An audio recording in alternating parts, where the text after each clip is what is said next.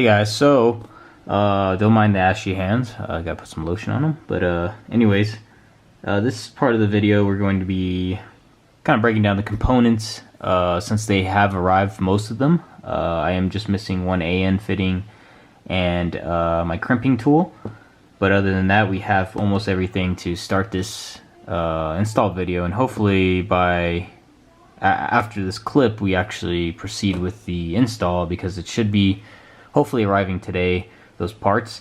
The tracking and all that stuff has been kind of bad because it's been kind of inaccurate in terms of it arriving here. Either it's arrived like pretty early and I didn't even know that it was here, or it's arriving late.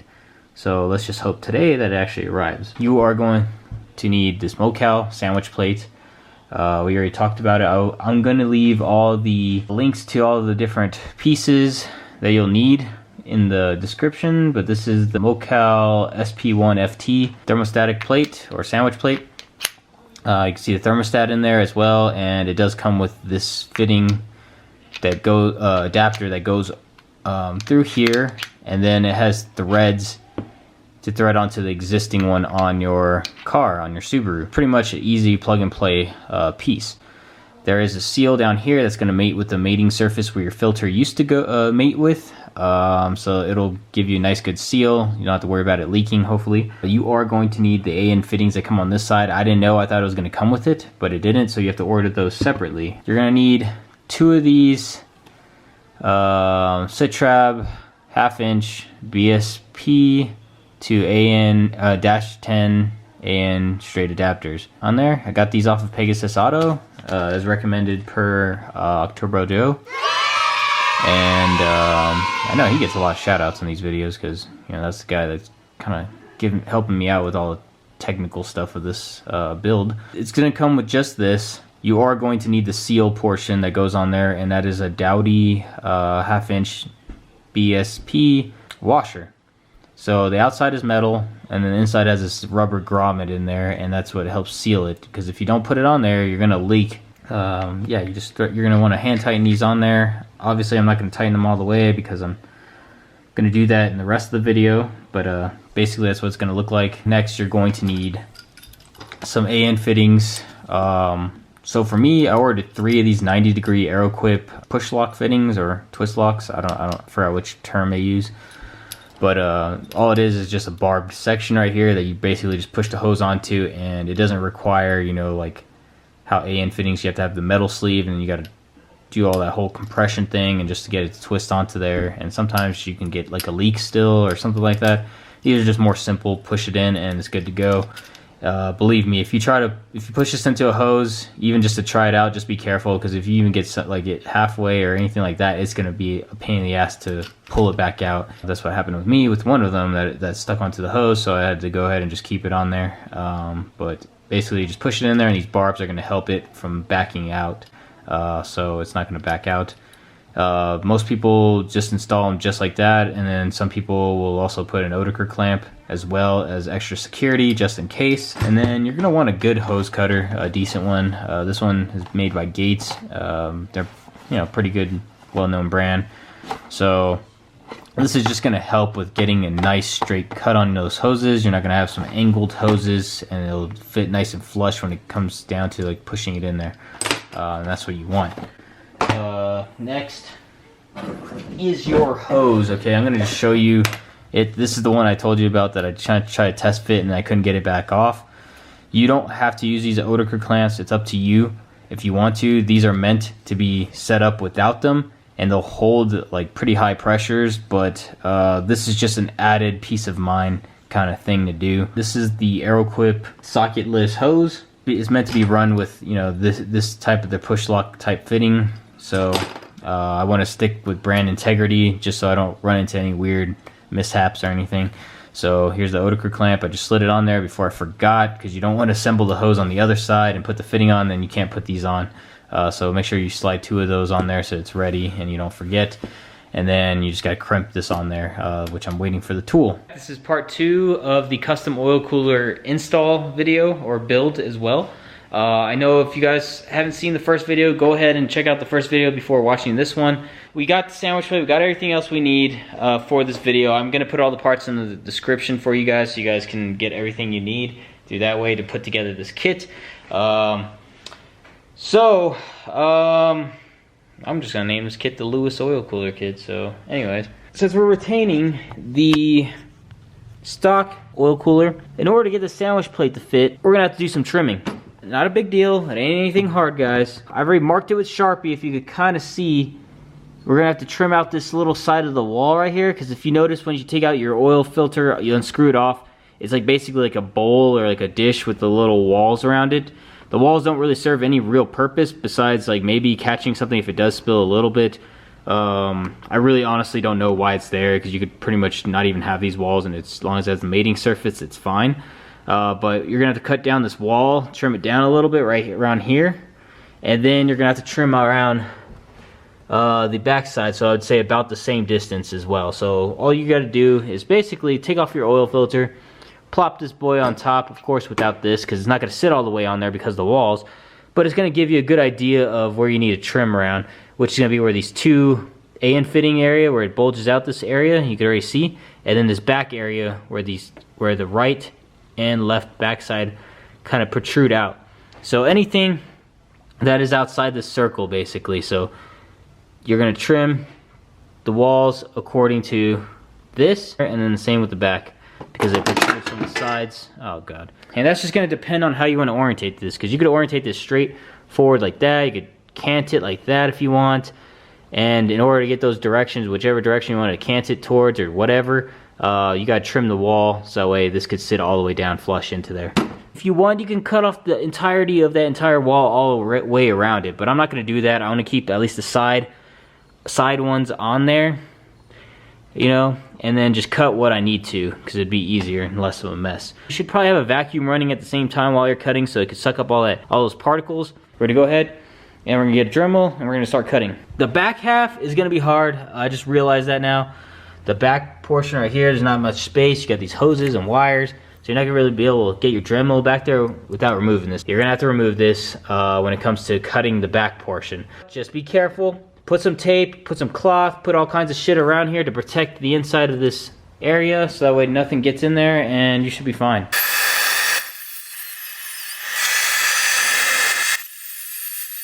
So I just cut the little marks down right there and then right there. I am gonna remove this just to be able to get a better cut in there. So I'm gonna remove this, and then we're gonna seal it up with some tape or something to cover up that area so no shards kind of get in there. I do have that nice little wheel cap right there to kind of help hold things in place so nothing gets in there.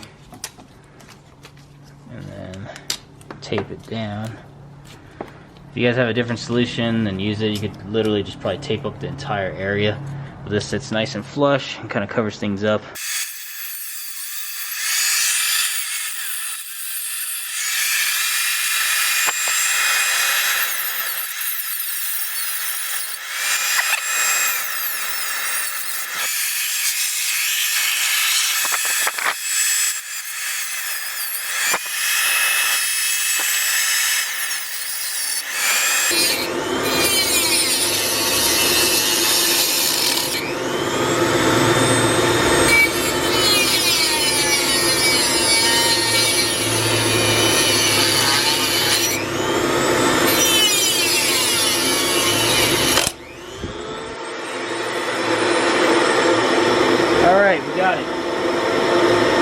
Alright, we got it. That looked a little sketchy, but oh, that thing's hot. Just be careful.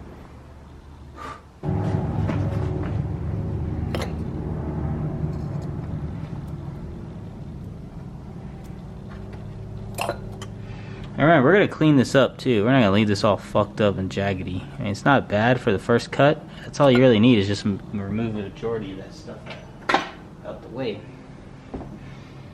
We went ahead and cut out this section right here, and then we cut out the back section. It's a tiny bit jaggedy. If you have like a better sanding wheel, then you can kind of smoothen that out, make it look better, but it's not really gonna be seen, so I'm not too worried about it. I did try to smoothen it out with a few of my little sanding things, I forgot what you call those, But right now what we're going to do is we're going to go ahead, kind of slightly greased up that part, and we're going to plop that on top and kind of get our fitment started for this. So as you can see, now it has room. You can kind of rotate if you want to cut more off here and then on the back side, so you can rotate more that way, then you can. I'm going to go ahead and tighten it down. It should be around, I want to say 25 to 30 foot-pounds. I'm going to look that up real quick and give you guys the right torque specs, but just make sure it's pretty tight. Okay, so what you want to do is you want to install this bolt now. You might want to have someone holding the side so that way this doesn't keep spinning out of the direction that you put it in. I have mine kind of canted this way, so that way there's clearance for this hose down here so it doesn't hit against this coolant reservoir. This is actually like probably a week or 2 weeks later. This video has taken a while. I've had to film clips like piece by piece because I've either run into an issue where the part wouldn't come for a while, or I ran into needing to change out like a fitting and then having to wait on that fitting to come in. So we're going to kind of give the rundown of what we've done just in case, because I don't feel like looking back on these clips on the camera to see where I left off at, so I'm going to re-summarize where we're at. So we got ahead, we fitted it. I had to change out the routing of this, so I'm having one oil line running by itself underneath this AC line and underneath the intercooler piping, and then kind of over here to the top of the oil cooler. And then this line, the outlet line to the oil cooler, is going to run down and under the frame and then come down to the bottom using a 45-degree fitting instead of an original 90-degree whenever I was planning on running both lines through the same area, which turned out to be pretty cramped, and it was going to probably kink the lines and cause a bunch of other issues. So I've gone ahead and put together the lines, so let's take a look at it on the ground. Okay, so the line consists of the fitting, Aeroquip clamp, and then we have this fire sleeve over. It's just a generic one off of Amazon. It's a black one, and then I use this weird rubber tape. It's not actually sticky, but it sticks onto itself, and this kind of surface really good. It came with the other fire sleeve I had from DEI, so I just reused that for this application since that original fire sleeve didn't fit this tubing, or the correct size. It's a 7/8 size, I believe. I'll have a link in the description to all the products and pieces I used for this kit. Aeroquip clamp is to add extra safety and security to hold, this hose onto the barbs. I know a lot of people say you don't need to do that with push lock fittings, but this is just added security to that. So yeah. Also, just to make clear, I'm not responsible for anything that happens during this install of this kit. It's kind of your own build, so man up and take your own responsibility if something happens. It's not my fault. I've just merely given you guys an idea of how to do this. What we're gonna do is we're gonna do one last test fit. I'm gonna test fit everything, make sure the lines aren't rubbing on anything, and if they are, we have this rubber trim down here that has a metal inside of it that kind of helps it pinch on the stuff. So we're gonna line that up on areas where we think it will be rubbing on, but for the most part I put some up top around there, but this, if you see, the line is not really close to it at all, and it's not going to move like a freakish amount or anything because this ain't really going anywhere. You can see I did make like a aluminum bracket, simply just bent it a little bit right here and bent it right there using a vise and a hammer, and I started off using a cardboard template to make that.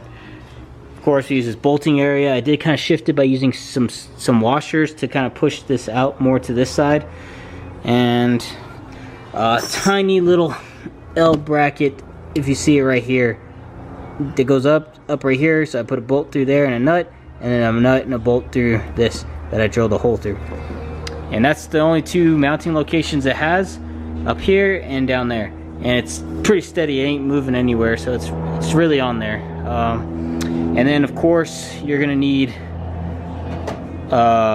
coupler. I chose to go from the 2 and 2.5 inch to 3 inch bell opening, and I try to line it up as best I can. I did have to cut a lot of the area, the fog light area, which it looks kind of ugly, so I might try to redo it again with another stock one and try to make it look neater, but for now it should work and do its job. So what I'm going to do is I'm going to test fit this whole thing, and then we're going to take it off, and then we're going to fill up. If everything's good to go, then we're going to fill up the oil cooler with some oil. We've gone ahead, tightened down the lines and everything, just to see the fitment at first, and then we undid it. And I didn't film it, but all we did was we unscrewed the lines from the top, keeping the bottom ones intact, and then we put the oil cooler down with everything facing up, the two ports, and then I removed the top hose to fill up the oil cooler, which was about 0.25 quarts of oil, and luckily I had this sitting around, and I filled it up. And once I did that, I got it almost to the top of the little nipple port. I screwed on then the hose back on and tightened it down, and then kind of filled up the lines and kept filling up the oil cooler until some of the lines were filled up with oil, and I could see it almost wanting to come out the other line as well as the top one.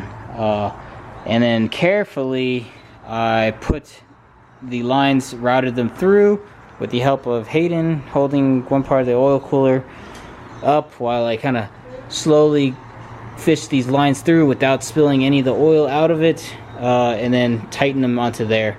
There's plenty of different methods, but I just went with this one because it was highly recommended by Octurbo Joe for this one, this way. I know there's the Perrin way of doing it, where you just hook up the oil cooler and then you pump the car using this weird on and on thing to get the oil flowing, and then after you've cranked it for a little bit and it's ran for like a few seconds, then you go back and you add the additional quart or whatever you're adding in.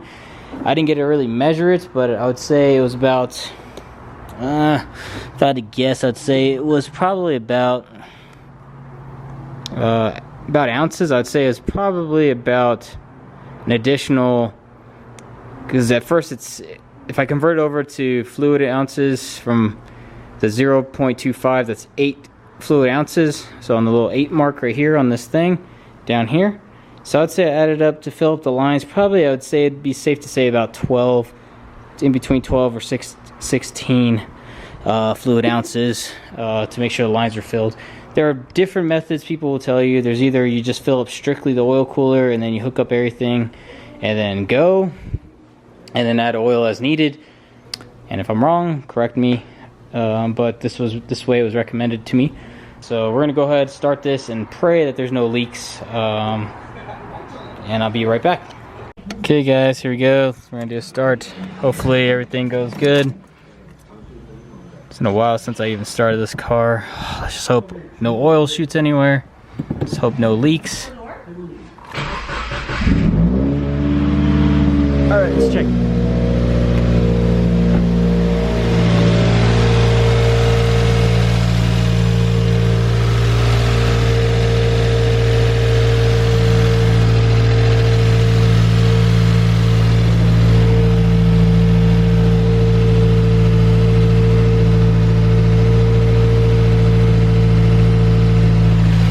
So far we got no leaks. Things are running fine. We'll let it idle for a little bit.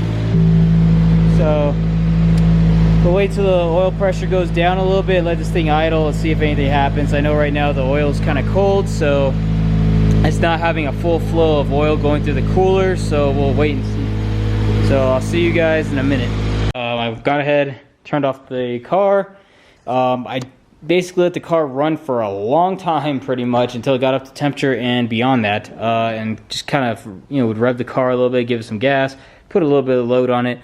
But I did not leave the garage. Of course I had the garage door open and everything, but I didn't go for a drive or anything yet, because this is just the first phase of my testing. I like to let the car idle first, make sure everything's good, everything's sealed, there's no leaks. I did find a little bit of oil forming under here, under this fitting, right between the blue and the red, and I had to wipe it off, and then just tighten it down just a little bit more, because it did have a little bit more it could go. And then I let the car keep idling, and then even after, and I checked it, and then even after that, when I turned off the car, I checked it again, and it's dry. All the fittings are dry, from the connection to the oil cooler up to the connection to the sandwich plate. The sandwich plate itself, don't forget to check that, where the seal, and then this area that we trimmed around there, make sure that there's no leaks around there. And just continuously keep checking. Just because you do this thing don't mean that nothing's going to go wrong. Also check where your hoses are routed. Make sure it's not rubbing badly or anything on anything. My hoses, I ran, like I said, straight from this. The return hose is going here underneath this AC line. Doesn't touch it. Doesn't touch the intercooler piping. And it goes straight to the oil cooler. And doesn't really hit anything around there. This line right here is the exit one that goes to the oil cooler. And that one has the fire sleeve, which has that silicone rubberized coating on it that gives it extra protection if it is going to rub on anything or be against anything. And that goes down underneath the frame rail and then straight down to the bottom of the oil cooler. And there's really nothing there to hit it because it's going on the smooth part of the rail. There is that little jagged piece that we all know where you have, like, you know, the body seams where it's jagged. That part I put like a rubber stripping. I put some rubber stripping there just in case, but it doesn't, it completely dodges that area and kind of swoops way under it. And you have about that much space from the hose right here up to where that sharp jagged area would be. So it's not going to hit that because there's not that much length of hose. It's just everything is cut accordingly to what I need. So it has a little bit of give, but not too much. Which we'll see if that's a good thing or a bad thing later on. But other than that, everything's going good with it. One thing you guys for sure need to do, if you do use this location, besides removing the windshield washer reservoir, make sure you cut some slits into your fender liner or remove it. What I did was pretty much removed it. I cut all the way up to here and removed most of my fender liner. Kept some of it for part of the harness area and then chopped off some parts over here so the air can escape there. But for here now it's all completely open so the heat can just leave.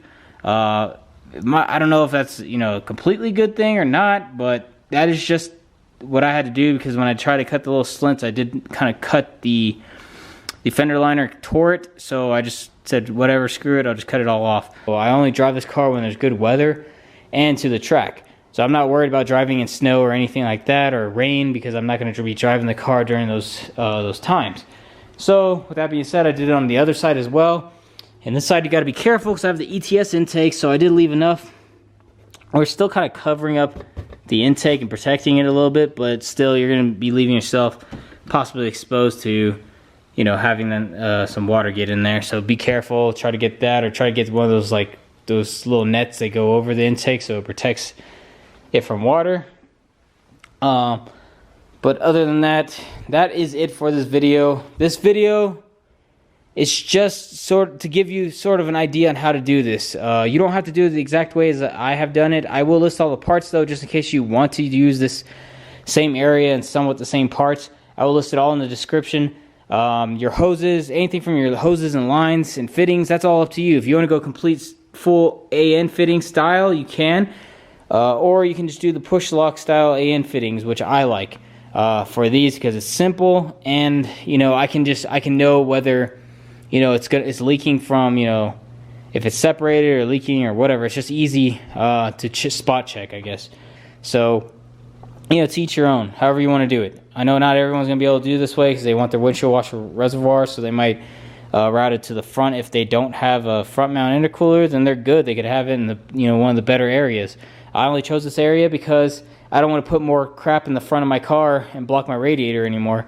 So I just said, screw it, I'll use this area right here, this little real estate, and try to funnel some air through the oil cooler that way, and at least it's kind of away from those other heat exchangers and things like that. So that's my reasoning. Put yours wherever you want it, whether you want to route your hoses up through there and then up to the top to make it a top mount oil cooler, whatever you want to do. But I'm not responsible for whatever happens when you build your own kit. This is just merely showing you how to make something if you wanted to, and how it won't cost you $800 or $700 for an oil cooler kit.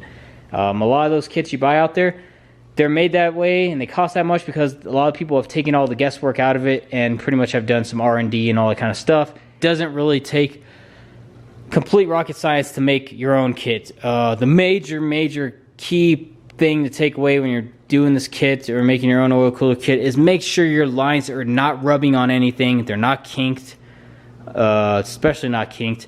And just, yeah, make sure they're not rubbing on anything. Like triple check, double check everything. That's the main thing that's going to get you in this whole install, is if you route your lines and then you don't know it and they start slowly over time chafing on, rubbing on something, and then it just splits open one day and there goes all your oil, and then possibly if it gets onto somewhere where there's some heat, there goes your car on fire. And that's why I highly recommend, if you do mod your car, you do mods like this, or you track your car, or even if you just street or daily, have a fire extinguisher. This tiny little baby right here is like a 1 pound, I believe, fire extinguisher. It's pretty cheap. It was like 70 bucks, I think, for just the fire extinguisher. And then this little mounting kit, these 2 little separate pieces, was probably the more expensive parts.